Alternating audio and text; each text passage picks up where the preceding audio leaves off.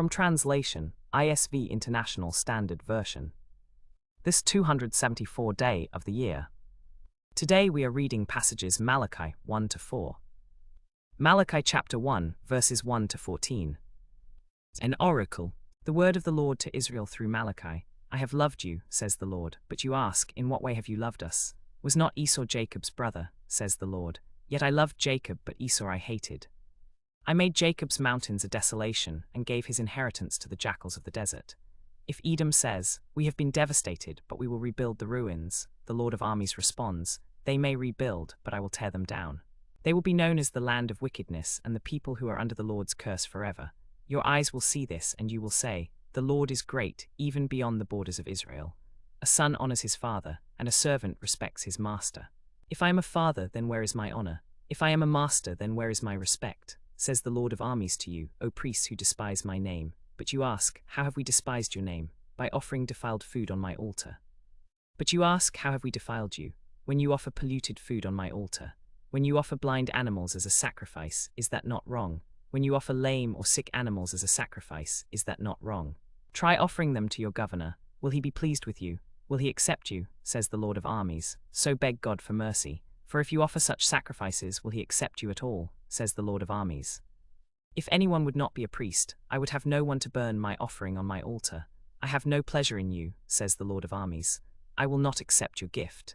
For from the rising of the sun to its setting, my name is great among the nations.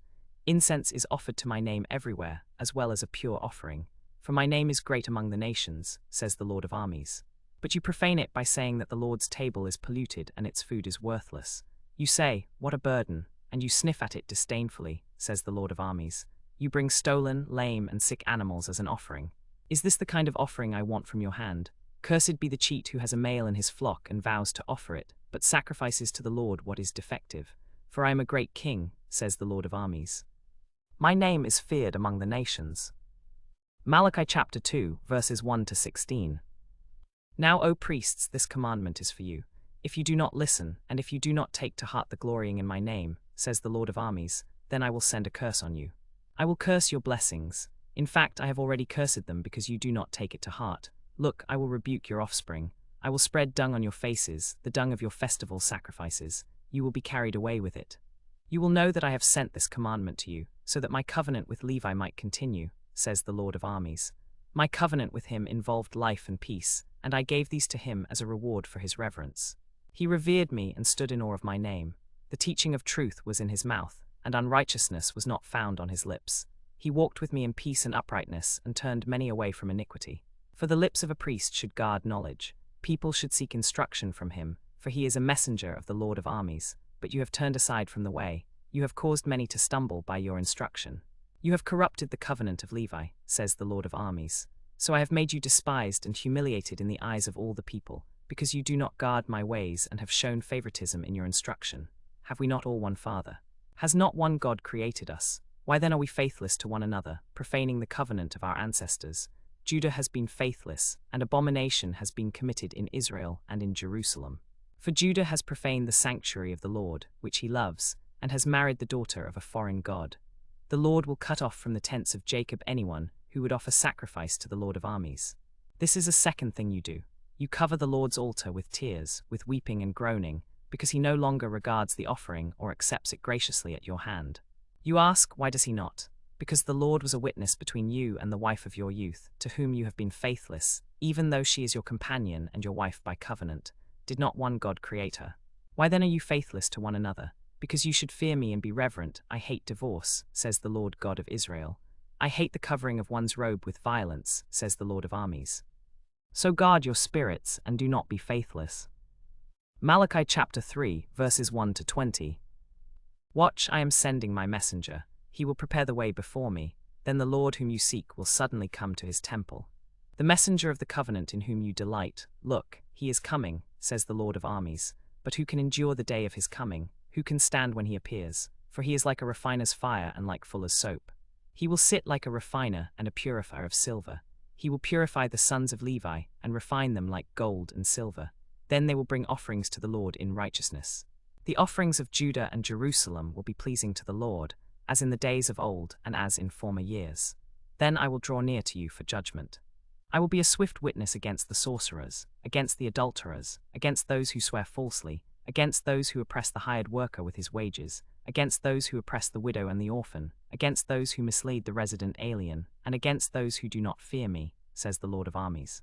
For I, the Lord, do not change. Therefore you, O children of Jacob, are not consumed. From the days of your ancestors you have turned away from my statutes and have not kept them. Return to me and I will return to you, says the Lord of armies. But you ask, how can we return? Will a mortal rob God? Yet you are robbing me. But you ask, how are we robbing you?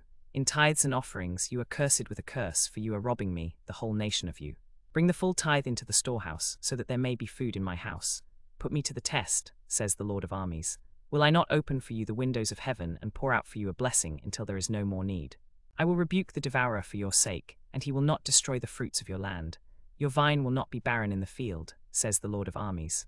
All nations will call you blessed, for you will be a land of delight, says the Lord of armies. You have spoken harshly against me, says the Lord. But you ask, what have we said against you? You have said, it is vain to serve God. What is the profit of keeping his charge or of walking in the way of the Lord of armies?